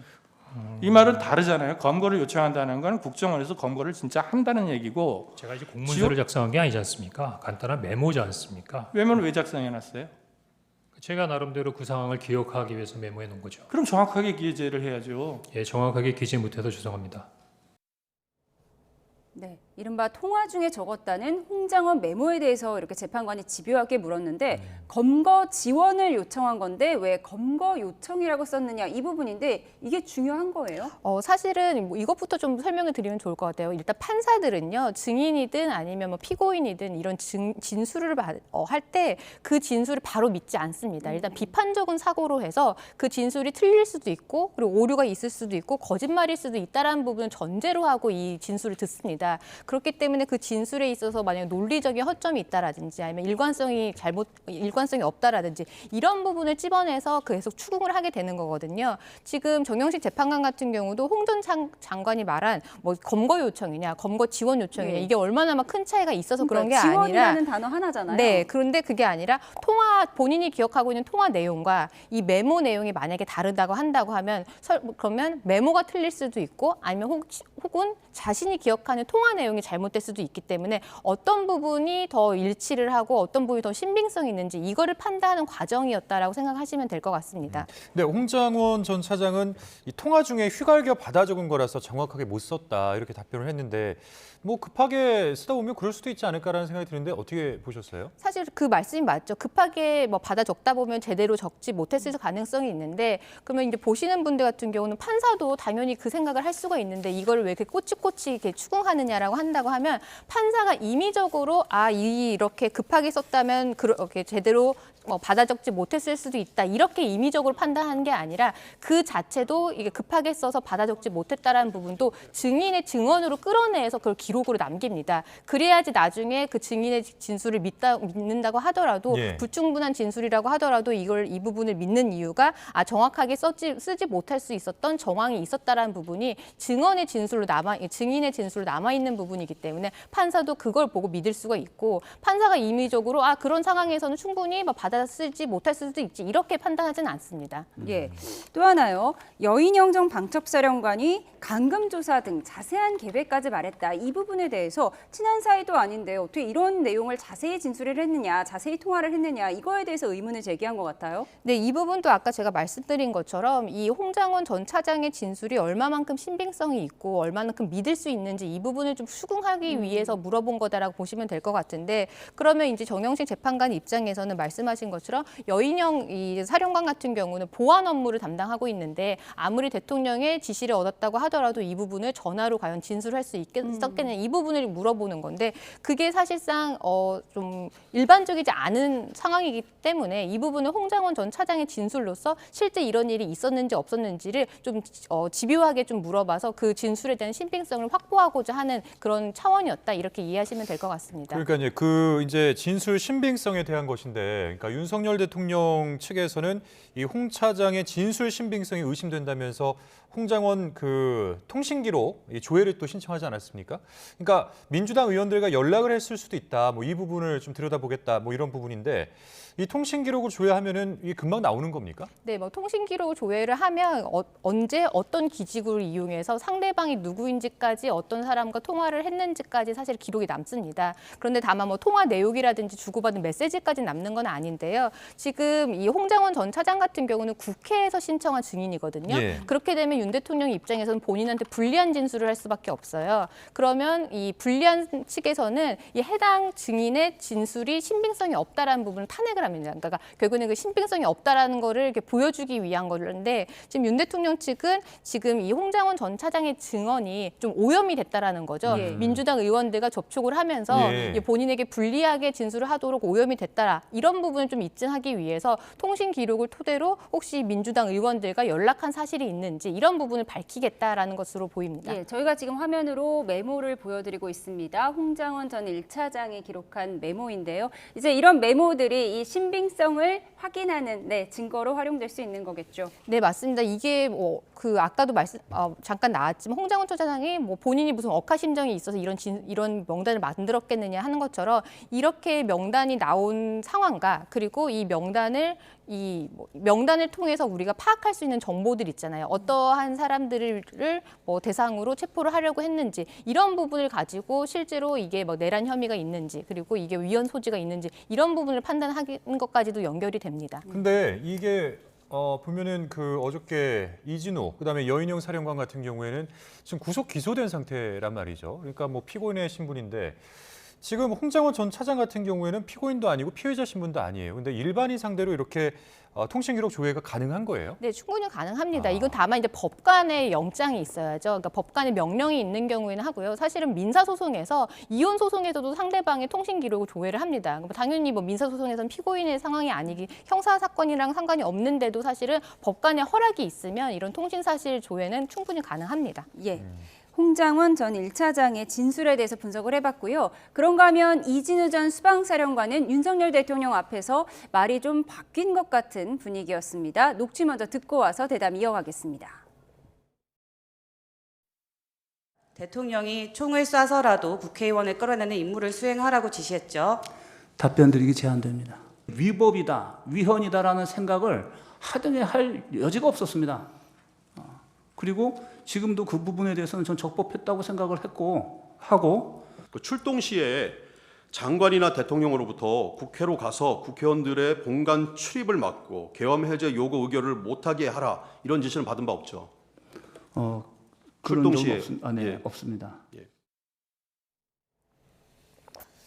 네, 이진우 수방사령관, 국회 측에서 요청한 증인이었습니다. 그런데 국회 측 질문에 뭐 예를 들면 이런 겁니다. 대통령과 연락을 했느냐, 또 뭐 국회 봉쇄, 4인 1조로 국회의원 끌어내라는 지시 받았느냐, 뭐 전부 답변을 안 했습니다. 어떻게 보셨어요? 뭐 사실은 뭐 그럴 수 있는 상황입니다. 사실 이진우 전 사령관 같은 경우는 본인도 내란 주요 임무 종사로 혐의로 사실 기소가 되어서 재판을 받고 있는데요.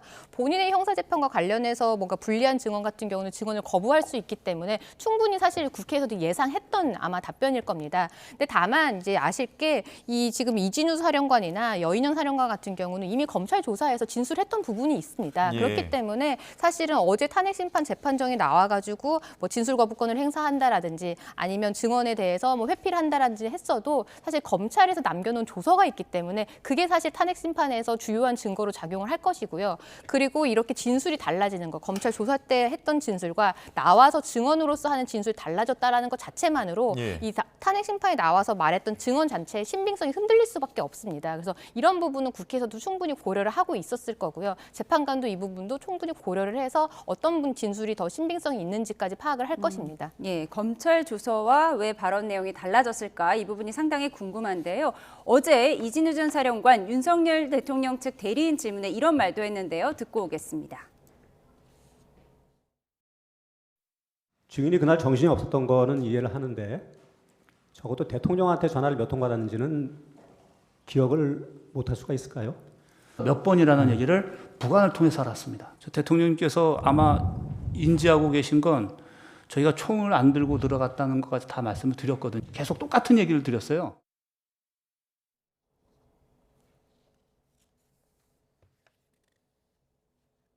네, 저렇게 마이크를 뺏는 장면까지 포착이 됐어요. 어떤 상황으로 보이세요? 사실은 아마 이런 상황 같은 경우는 이 대통령 앞에서 면전에서 진술을 한다라는 게 증인들 입장에서도 굉장한 심리적인 부담이 있을 수밖에 없었습니다. 그래서 아까 제가 잠깐 말씀드린 것처럼 검찰 조사에서 이미 이런 부분을 충분히 다 진술을 했는데도 어제 탄핵 심판에 재판정에 나와서 진술이 바뀐 부분은 아마 이 부분이 작용을 했을 것으로 보입니다. 명확하게 대답을 하지는 않잖아요. 근데 이런 부분이 이미 다 공소장에 기재가 되어 있다라는 거는 검찰이 수사를 통해서 이 부분을 다 진술을 끌어냈다라는 건데 그런데 당사자 앞에서는 이런 부분 진술을 못하는 부분이 있어서 그래서 어제 헌법재판소 재판관 같은 경우는 평의를 통해서 윤 대통령이 증인들에게 직접 신문하는 걸 사실 금지를 했어요. 그런 부분도 재판관들이 이 대통령이 현직 대통령이 이런 부분을 신문을 하면 이 증인들 입장에서는 사실 심리적인 압박감을 느낄 수밖에 없어서 증언을 하는데 주저가 된다거나 아니면 유도신문에 끌려나갈 수밖에 없다라거나 이런 부분 충분히 고려를 해서 윤 대통령의 직접 신문을 금지한 것으로 보입니다. 근데 이렇게 마이크를 뭐 뺏는 듯한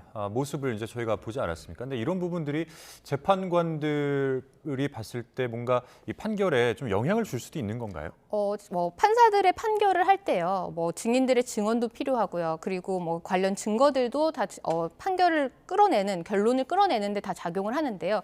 그거 외에도 이 재판 과정에서 현출되는 모든 게 사실은 이 심증 형성하는 데 있어서 영향을 줍니다. 심지어 뭐 증언의 눈빛 흔들리는 눈빛이나 예. 아니면 피고인의 표정이라든지 이런 부분도 다 사실 작용을 하기 때문에 예. 이게 직접적으로 뭐 탄핵 심판을 인용하고 기각하는데 결정적인 증거는 하지는 않더라도요. 전반적인 이런 모든 펼쳐지는 상황이 재판관들에게 영향을 준다 이렇게 보시면 될 것 같습니다. 예, 여인영 전 반석사령관에 대한 진술도 좀 살펴보도록 하겠습니다. 체포조 운영 의혹에 대한 증언은 거부를 했는데요. 조지호 경찰청장에게 특정 인물에 대한 위치 추적은 요청했다. 이 부분은 또 인정을 했거든요. 네, 이것도 사실은 되게 모호한 부분인 것 같아요. 그러니까 이게 사실은 왜 그러면 조지호 경찰청장에게 위치 추적을 했는지 그 목적이 무엇인지까지는 사실은 어제 재판에서 밝혀지지는 않았어요. 근데 사실 이 부분도 윤 대통령 앞에서 본인이 직접 체포 지시를 했다라고 명단을 줬다라는 부분을 증언하기가 조금 껄끄러운 부분이 있어서 이렇게 우회적으로 표현한 게 아닌가 이렇게 생각이 되거든요. 네. 왜냐하면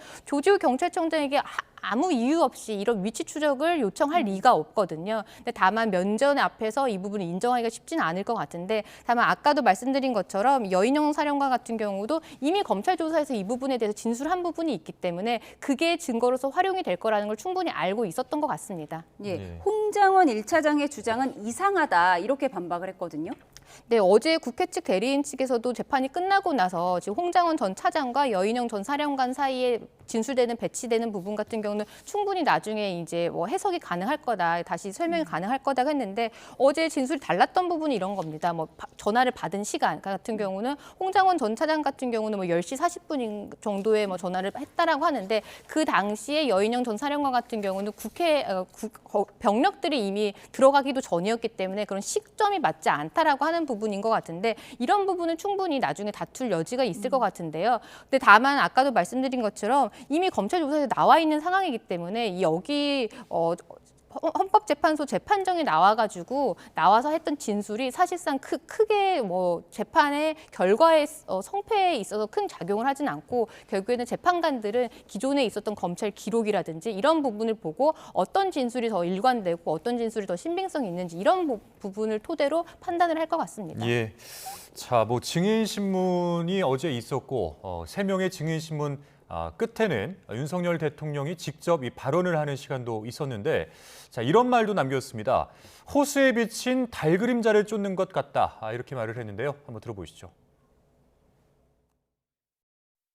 이번 그 사건을 보면은 실제 아무런 일도 일어나지 않았는데 뭐 지시를 했니, 지시를 받았니, 뭐 이런 얘기들이 마치 그 어떤 호수 위에 떠 있는 달 그림자 같은 거를 쫓아가는 그런 느낌을 좀 많이 받았고요. 아무 일도 일어나지 않았으면 오늘의 헌법재판소의 이 심판, 이 법정이 없었을 것입니다. 네, 대통령 측은 계속해서 경고성 계엄이었고 이 일로 인해서 실제로 체포되거나 다친 사람이 없었다, 이 부분을 강조하려고 호수 위에 비친 달 그림자를 쫓는 느낌이다, 이런 비유까지 한 것 같습니다. 네, 근데 윤 대통령 같은 경우는 결과에만 사실은 집중을 하고 있는 것 같아요. 결과에만 초점을 맞추고 있는 것 같아요. 그런데 그래서 뭐 본인이 국회에 대해서 뭐 국회의원들의 업무가 실제로 방해가 되었느냐, 아니면 선관위의 업무가 실질적으로 방해를 받았느냐, 이런 부분을 결과적인 부분을 가지고 지금 자신의 행위는 비상계엄은 적법했다 이렇게 주장을 하고 있는데요. 사실 탄핵 심판의 쟁점은요, 사실은 그 결과뿐만이 아니라 이런 공직자로서 위헌적인, 위법적인 행위가 있었는지가 사실은 쟁점이고, 이런 국회라든지 선관위라든지 이런 독립된 헌법기관에 있어서 이런 지시를 내린 것 자체만으로도 사실상 위헌적인 소지가 있고 위법적인 소지가 있는 부분이거든요. 지금 윤 대통령은 사실은 그 부분을 좀 간과하고 결과가 발생했느냐, 이 부분만 지금 얘기를 하고 있는데, 그러니까 형사재판과의 차별성을 지금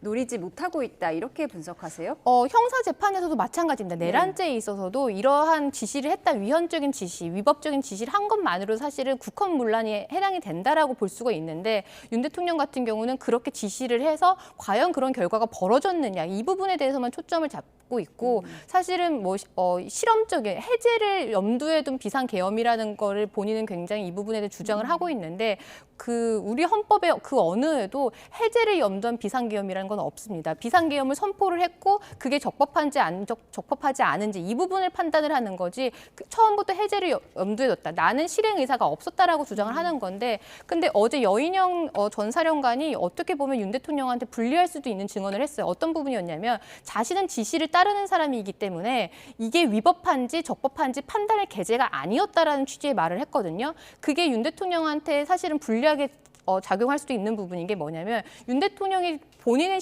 그러니까 본인의 진위는 이게 실질적으로 실행할 의사가 없고 해제 요구가 있으면 당연히 해제를 할 것이라는 생각을 본인은 염두에 두고 했다라고 하지만, 실제 이 지시를 하달을 받아서 이 실행을 해야 되는 사람 입장에서는 대통령의 진위를 알 수가 없는 거죠. 이거를 해제를 처음에 염두에 보고 나에게 진시를 한 건지, 실제 지금 바로 지시를 하라고 한 건지를 할 수가 없기 때문에 지시를 받는 하급자 입장에서는 지시에 따를 수밖에 없었다라는 취지로도 충분히 해석되는 진술이거든요. 그렇기 때문에 나는 이거를 끝까지 밀고 나갈 생각이 없었다고 하더라도 이 지시를 받는 이 실무자들이 이 부분에 대해서 실제 실행을 했다라고 하면 그 자체로 사실은 위헌적인 위법적인 결과가 발생했다 이렇게 볼 수도 있는 부분입니다. 예, 그러니까 뭐 탄핵 심판에서는 이 탄핵의 그러니까 이 탄핵 심판에서는 계엄의 어떤 위헌성 이 자체를 좀 논의하게 될 텐데, 그러니까 크게 보면은 쟁점은 네 가지일 것 같아요. 뭐 계엄의 요건이 맞았느냐, 그리고 국무회의의 절차가 맞았느냐, 그리고 국회의 병력 투입이 정당했느냐, 선관위의 병력 투입이 정당했느냐, 이 네 가지일 텐데 이 네 가지 중에 하나만 위헌성이 입증이 된다면은 탄핵은 인용이 되게 되는 건가요? 그 부분은 사실 좀 따져봐야 됩니다. 그러니까 탄핵 심판을 인용을 하려면 위헌적이나 위법적인 소지가 있어야 되고 그걸 통해서 그 공직에서 파면시킬 정도에 이르러야 되는 두 가지가 다 모두 성립을 해야 되는데 예. 말씀하신 것처럼 비상계엄의 선포의 절차에 있어서 만약에 문제가 있었다고 인정이 되더라도 그 절차 위반만으로 과연 파면시키는 게 정당하느냐 이 부분에 대해서 사실은 좀 다른 이론은 있을 것 같습니다. 근데 다만 그 나머지 세 가지, 그러니까 나머지 그 두 가지 국회 병력을 투입한 것이나 아니면 선관위에다가 병력을 투입한 거 혹은 법관에 대해서 만약에 체포 지시를 했다라는 부분은 그거는 사실은 그 자체만으로 지시를 했다라는 것 자체만으로도 굉장히 이거는 헌법의 중대한 위반이기 때문에 그 부분에 대해서는 하나만 인정이 되더라도 탄핵 인용이 될 수 있는 가능성이 높죠. 그래서 절차 위반과 그리고 뭐 비상계엄의 정당성 부분 그리고 실제 실행을 하도록 지시했던 부분 같은 경우 좀 나눠서 인용 여부에 대한 판단을 해야 될 것 같습니다. 예, 대통령 지시가 있었는지 여부가 이 탄핵 심판에서 굉장히 중요하기 때문에 여러 증인들의 진술을 지금 비교하고 있는데 윤 대통령이 어제 이런 말도 했습니다. 선관위의 군 투입은 내가 지시했다. 듣고 오겠습니다.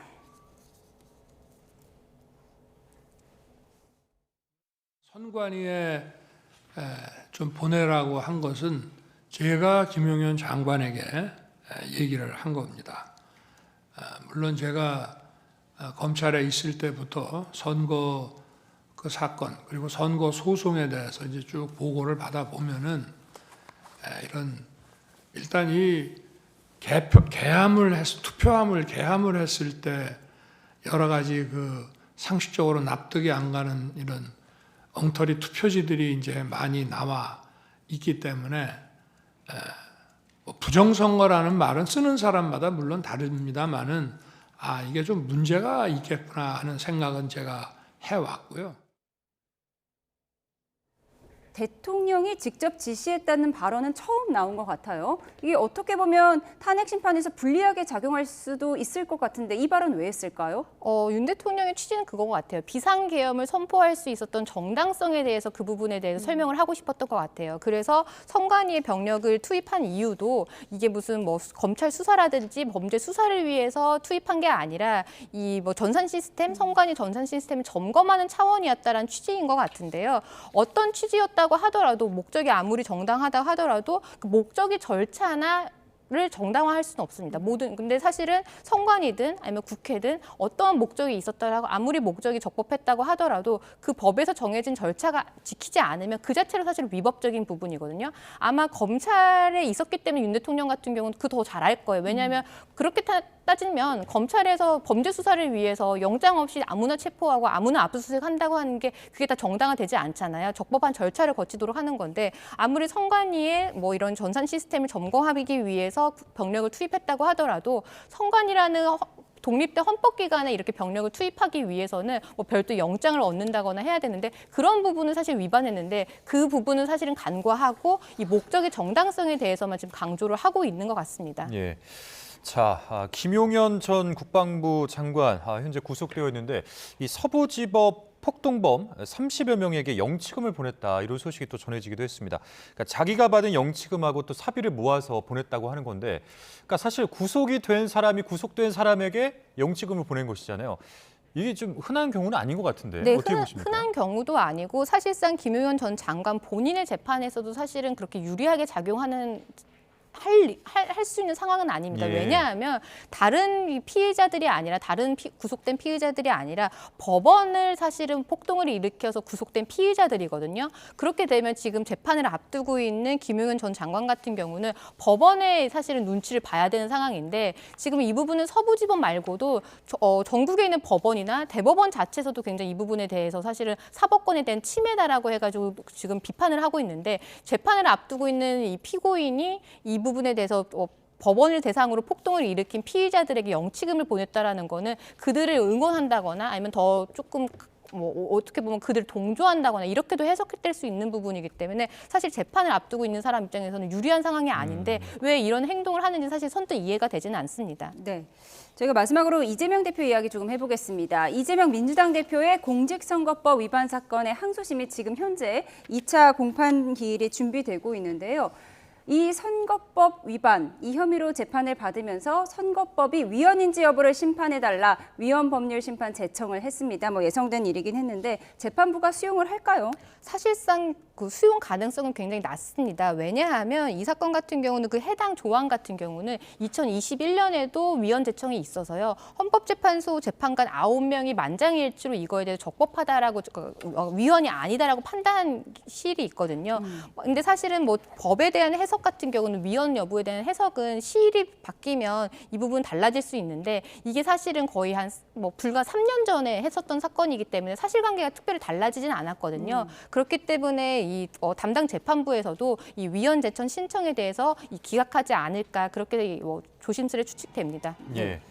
자, 이재명 그 대표 이 공직선거법 2심 4번의 공판기를 거쳐서 이제 26일에 결심 공판이 예정되어 있는데 그럼 선고는 언제 정도로 예상해 볼 수 있을까요? 보통 이 결심 날로부터 보통 한 달 안에 사실은 선고 기일을 잡거든요. 그래서 2월 26일에 이 재판장이 이 부분에 대해서는 결심 공판을 하겠다라고 한 입장이니까 못해도 3월 중순에는 나오지 않을까, 항소심 결과가 나오지 않을까 그렇게 예상이 됩니다. 예, 재판부에서는 이 대표 측 증인 3명만 받아줬어요. 검찰 측에서 요청한 증인은 기각을 했는데 이건 왜 그렇습니까? 사실 재판의 효율성 때문입니다. 이게 1심이라고 한다라고 하면 이렇게 이 대표 측에서는 13명의 증인을 신청했는데 3명만 받아들여졌고 검찰 측 증인은 다 기각을 했는데 사실 이게 부당하다라고 보일 수도 있지만 사실 이 재판 같은 경우 1심에서 2년 2개월 동안 충분히 증인 신문이 많이 이루어졌기 때문에 사실상 모든 증인, 필요한 증인, 재판의 쟁점과 관련된 직접적인 증인에 대해서는 이미 심리가 이루어졌기 때문에 이 재판부 입장에서는 불필요하다 이렇게 보는 것 같습니다.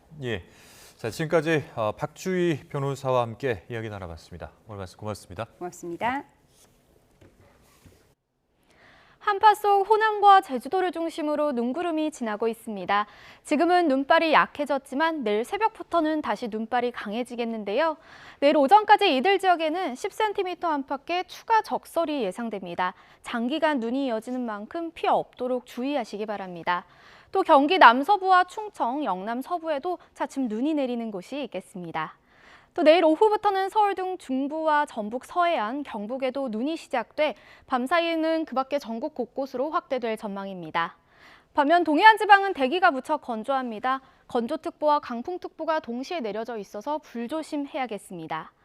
내일도 전국 대부분 지역에 한파특보가 이어지는 가운데 내일 아침 기온은 서울 영하 12도, 춘천 영하 17도, 청주 영하 12도까지 뚝 떨어지겠고요.